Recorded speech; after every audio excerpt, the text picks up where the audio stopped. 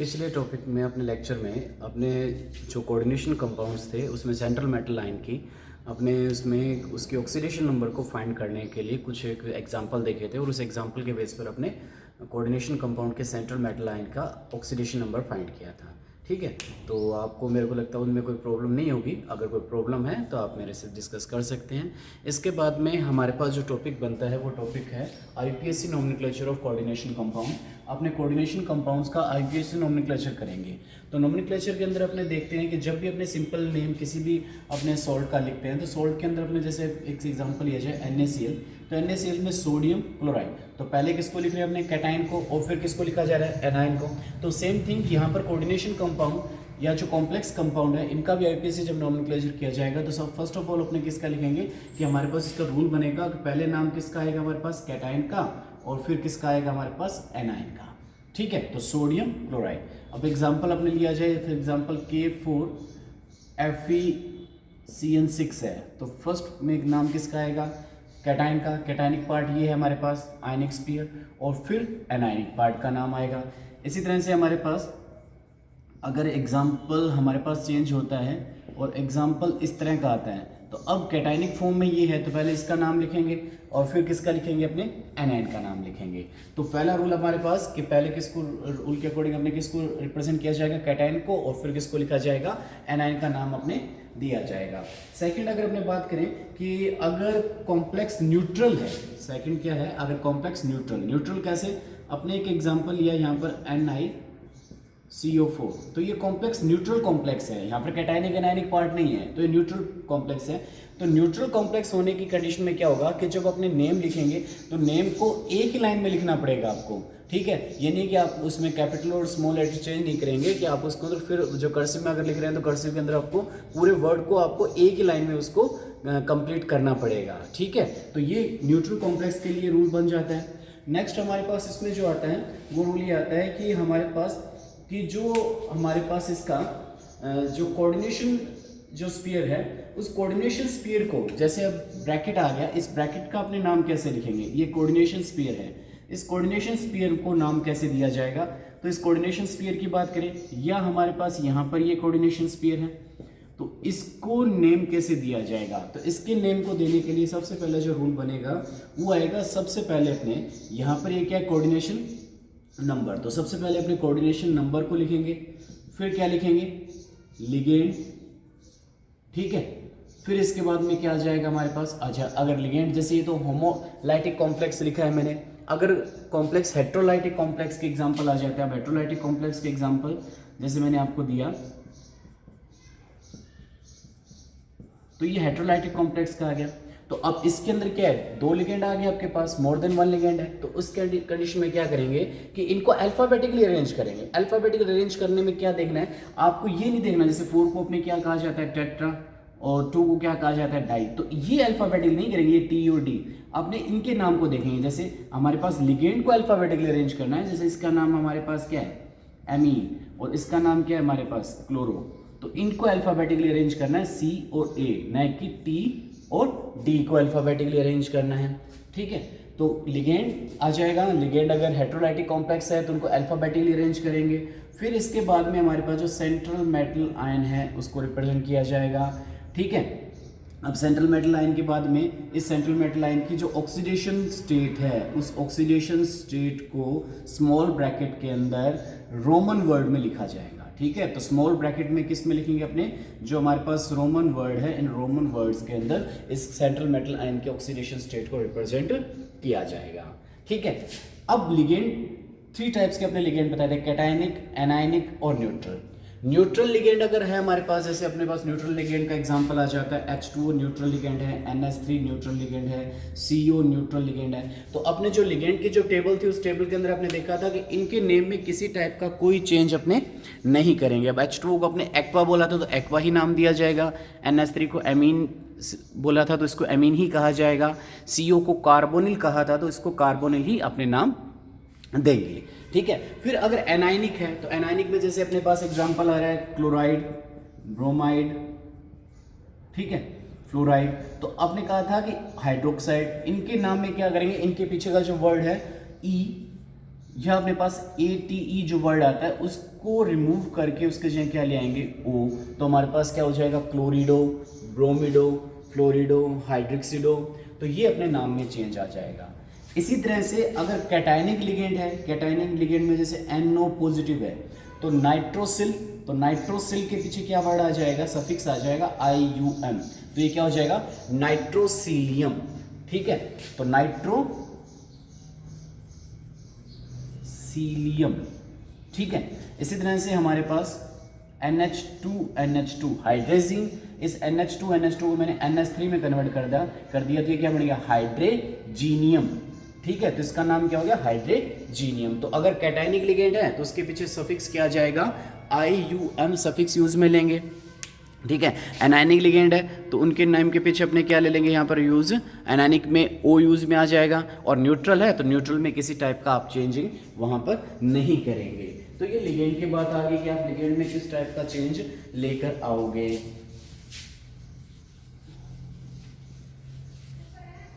फिर बात करें कि जो सेंट्रल मेटल जो हमारे पास जो कॉम्प्लेक्स है वो कॉम्प्लेक्स कैसा है, कैटायनिक कॉम्प्लेक्स है या एनायनिक कॉम्प्लेक्स है। इनके ऊपर क्वेश्चन देखें तो जैसे ये हमारे पास कैटायनिक कॉम्प्लेक्स है और ये हमारे पास कैसा कॉम्प्लेक्स है एनायनिक कॉम्प्लेक्स है।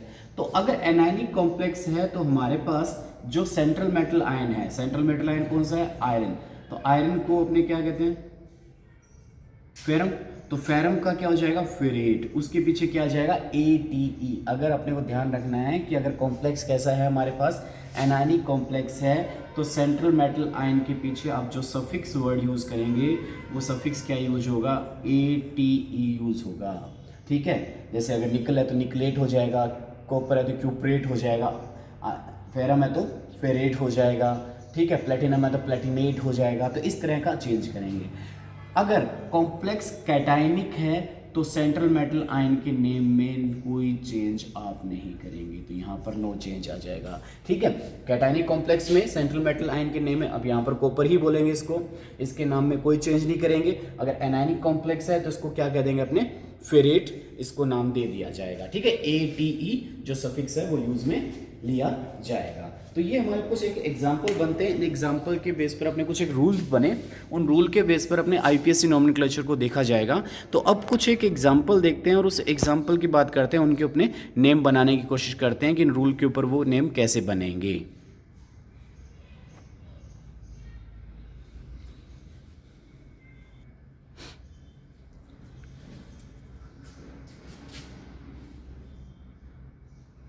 तो अब यहाँ पर मैंने कुछ एक एग्जाम्पल लिखे हैं, इन एग्जाम्पल के अपने जो रूल थे उन रूल के बेस पर अपने इनके नेम देने की कोशिश करते हैं। सबसे पहला एग्जाम्पल है हमारे पास K4FeCN6। ठीक है, तो K4FeCN6 में आपको बताया था कि पहले अपने आयनिक स्पीयर में कैटायन का नाम लिखेंगे। तो कैटायन हमारे पास कौन सा है पोटेशियम, तो इसके नाम में पोटेशियम। अब पोटेशियम के लिए आप टेट्रा पोटेशियम यूज में नहीं लेंगे। ठीक है, आयनिक स्पीयर में अपने कभी भी टेट्रा पोटेशियम यूज में नहीं लेंगे। क्यों नहीं लेंगे, अपने पास जैसे एग्जांपल आता है AlCl3, तो आप इसको एल्यूमिनियम क्लोराइड बोलते हैं, नहीं कि एल्यूमिनियम ट्राइक्लोराइड बोलेंगे। तो इसके लिए यहाँ पर आपको टेट्रा पोटेशियम वर्ड यूज नहीं लेना है, आप यहाँ पर क्या बोलेंगे इसको पोटेशियम। ठीक है, अब पोटेशियम के बाद में आपके पास ये कंप्लीट हो गया। इसके बाद में हमारे पास क्या आया, यहाँ पर जो कोऑर्डिनेशन स्फीयर है इसकी बात कर रहे हैं। तो कोऑर्डिनेशन स्फीयर में सबसे पहले अपने लिगेंड का नंबर, तो लिगेंड का नंबर कितना है 6। अब 2 हो तो क्या बोलेंगे डाई, 3 को ट्राई, 4 को टेट्रा, पेंटा, हेक्सा, हेप्टा, ये आपको पता है ऑक्टा। तो इसी तरह से यहाँ पर 6 है नंबर, तो क्या आ जाएगा पोटेशियम हेक्सा। ठीक है, अब यहाँ पर कौन आ गया साइनाइड। तो लिगेंड आपके पास एक ही टाइप का है, साइनाइड ही है, तो इसको क्या हो जाएगा साइनिडो। ठीक है, तो साइनिडो। फिर आपके पास क्या आ गया आयरन। अब ये कॉम्प्लेक्स कैसा है एनायनिक कॉम्प्लेक्स है, तो एनायनिक कॉम्प्लेक्स में आपको बताया था सेंट्रल मेटल आयन है, उस सेंट्रल मेटल आयन के पीछे सफिक्स क्या आ जाएगा 8, तो हमारे पास इसका नाम क्या हो जाएगा फेरेट। ठीक है, फिर आपको मैंने क्या बताया था इसका ऑक्सीडेशन नंबर, तो आप जब इसका ऑक्सीडेशन नंबर फाइंड करेंगे तो उसको अपने कहा था स्मॉल ब्रैकेट में और रोमन वर्ड में लिखना है, तो फेरेट सेकंड। तो इसका नाम क्या हो गया पोटेशियम हेक्सासाइनिडो फेरेट सेकंड, ये आपके पास इस कॉम्प्लेक्स का नाम हो गया। ठीक है, सेकंड एग्जांपल देखिए। अब सेकंड एग्जांपल में आपके पास सबसे पहले क्या आ रहा है सोडियम ठीक है। अब देखो कि आपके पास ये न्यूट्रल कॉम्प्लेक्स नहीं था, अगर न्यूट्रल कॉम्प्लेक्स होता तो उसको एक ही वर्ड में लिखना पड़ता, तो न्यूट्रल कॉम्प्लेक्स ये नहीं है, इसलिए अपने इसको अलग अलग भी लिख दिया। तो सोडियम, सोडियम के बाद में आपके पास कोऑर्डिनेशन स्फीयर स्टार्ट हो गया, तो इसके लिए क्या जाएगा, नंबर कितना है 2, तो डाई, फिर क्या है साइनेडो, ठीक है, तो साइनेडो, फिर क्या आ गया सिल्वर। अब ये भी एनाइक स्फीयर ही है, तो क्या हो जाएगा अर्जेंटेट, इसका नाम क्या हो जाएगा अर्जेंट टेट, ठीक है। और इसका ऑक्सीडेशन नंबर फाइंड करेंगे तो स्मॉल ब्रैकेट में कितना आ जाएगा फर्स्ट, तो इसका नाम क्या हो गया सोडियम डायसाइनेडो अर्जेंटेट फर्स्ट, इसका नाम आपके पास बन गया, ठीक है। फिर नेक्स्ट में आपके पास देखो यहाँ पर क्या है, अब यहाँ पर एनायनिक स्फीयर है नहीं, सिर्फ कॉम्प्लेक्स ही है, तो कॉम्प्लेक्स में सबसे पहले लिगेंड का नंबर कितना है आपके पास टेट्रा, फिर क्या है साइनिडो, ठीक है, फिर निकल, और ये एनायनिक स्फीयर है तो क्या हो जाएगा निकलेट, और ऑक्सीडेशन नंबर फाइंड करेंगे तो सेकंड।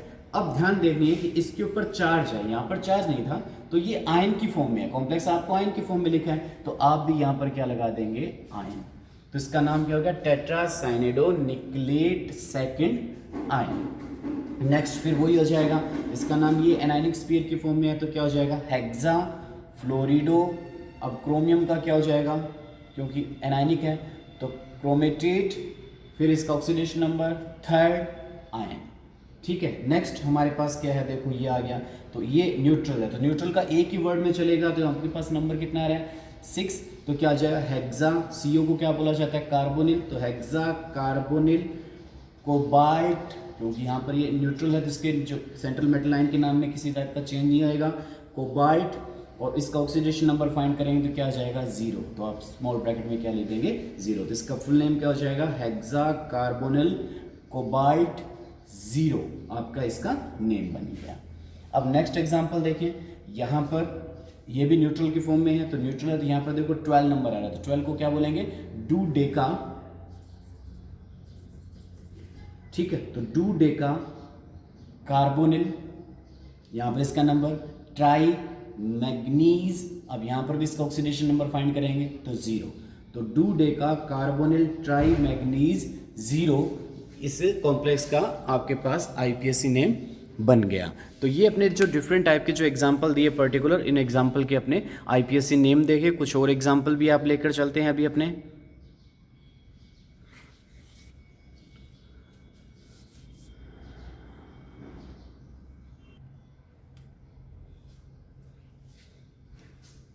अब इस एग्जाम्पल को लें, तो इस एग्जाम्पल में आप देखेंगे कि जो आयनिक स्फीयर की फॉर्म में भी आपके पास क्या है आयरन है, और जो सेंट्रल मेटल आयन है वो भी कौन है आयरन है। तो इस कंडीशन में जब सेंट्रल मेटल आयन और आयनिक स्फीयर दोनों में जब आयरन है, तो यहाँ पर दोनों को आपको डिफ्रेंशिएट करना पड़ेगा, तो डिफ्रेंशिएट करेंगे कैसे, आप इन दोनों का यहाँ पर ऑक्सीडेशन नंबर लिखेंगे। वैसे एग्जांपल में अपने ऑक्सीडेशन नंबर नहीं लिखते थे आयनिक स्फीयर का, लेकिन यहाँ पर सेम आ गया, इसलिए अपने क्या करना पड़ेगा दोनों का आपको ऑक्सीडेशन नंबर लिखना पड़ेगा। तो आप इस आयरन का जब ऑक्सीडेशन नंबर फाइंड करेंगे, तो अब इसको फाइंड कैसे करेंगे, सबसे पहले तो ये देखें, तो आप इसको ब्रेक कर दो। ब्रेक कैसे करें, क्योंकि अपने पता है ये ब्रैकेट तो ब्रेक हो सकता है, तो ये ब्रेक किस में हो जाएगा हमारे पास 4Fe+3 प्लस FeCN6 -4, तो इसका मतलब क्या हो गया, यहाँ पर इस आयरन की तो ऑक्सीडेशन स्टेट कितनी आ गई +3, और इस आयरन की जो ऑक्सीडेशन स्टेट है वो कितनी आ गई +2 आ गई। तो आप इसको कह सकते हैं, अब इसका नाम क्या हो जाएगा आपके पास, देखो आयरन थर्ड, ठीक है। फिर आपके पास यहाँ पर इसका नंबर आ गया। अब इसको नहीं ध्यान रखें, क्योंकि अपने कुछ प्रॉब्लम नहीं है, जैसे अपने पास आता है Al2SO4 होल थ्राइस, तो वही सेम थिंग है, आप इसको एल्यूमिनियम सल्फेट ही बोलेंगे, ये तरह ट्राई सल्फेट ले लेंगे, तो इसको कोई रोल अपने पास नहीं आ रहा। तो आयरन थर्ड इसका कंप्लीट हुआ। अब ये क्या है हमारे पास, देखो हेक्सा, ठीक है, फिर क्या है साइनिडो, ठीक है, हेक्सा साइनिडो, फिर क्या आ जाएगा हमारे पास फेरेट। अब इसका ऑक्सीडेशन नंबर अभी फाइंड किया था अपने सेकेंड, आयन नहीं लगेगा कि आयनिक की फॉर्म में नहीं है, तो इसका नाम क्या होगा आयरन थर्ड हेक्सासाइनिडोफेरेट सेकेंड, आपको इस कॉम्प्लेक्स का नाम हो गया। इसी तरह से इस कॉम्प्लेक्स का बात करें तो क्या हो जाएगा डाई ग्लाइसिनेटो, ठीक है, कॉपर सेकेंड, अब इसकी बात करें, यहाँ पर एक्चुअल में दो कॉम्प्लेक्स है, एक कॉम्प्लेक्स तो ये रहा और एक कॉम्प्लेक्स ये रहा, ठीक है। तो दो तो कॉम्प्लेक्स कंपाउंड हो गए और ये इसका आयनिक स्फीयर है। और ये जो आपके पास जो दो सेंट्रल मेटल आयन को जोड़ने का जो वर्क कर रहा है, इसको अपने क्या कहते हैं, ब्रिज लिगेंड कहा जाता है। और इस ब्रिज लिगेंड को अपने म्यू से रिप्रेजेंट किया जाता है, ठीक है।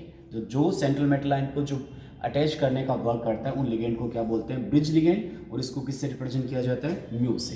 तो इसका नाम क्या होगा, नॉमेनक्लेचर का वही सेम तरीका। अब आयनिक स्फीयर पीछे आ रहा है, तो ये कैटाइन और ये क्या बनेगा, एनाइन। तो एनाइन का नाम तो बाद में आएगा। तो सबसे पहले इसकी नंबर तो कितना है आपके पास, टेट्रा, ठीक है, एक्वा, ठीक है, फिर कोबाल्ट, फिर इसका ऑक्सीडेशन नंबर 3। फिर देखो अब ब्रिज लिगेंड आ गए, ब्रिज लिगेंड को किससे रिप्रेजेंट करेंगे, म्यू। अब म्यू दो है, एक तो NO2 है और एक कौन है हमारे पास, NH2 है।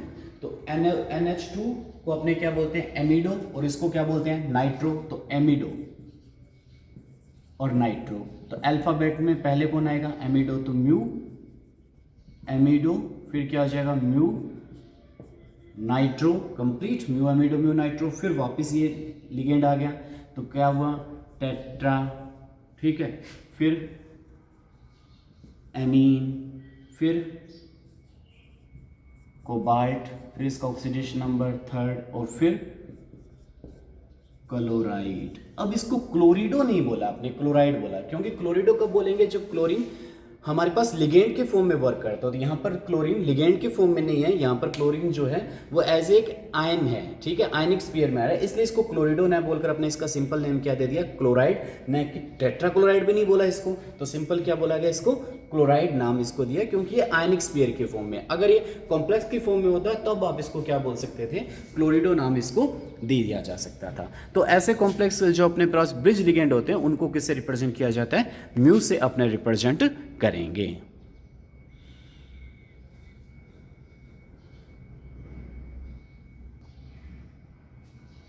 अब ये दो एग्जाम्पल और देखते हैं। तो इसके अंदर भी आपके पास देखिए, तो इसका नाम क्या हो जाएगा हमारे पास, टेट्रा, ठीक है, एमीन, फिर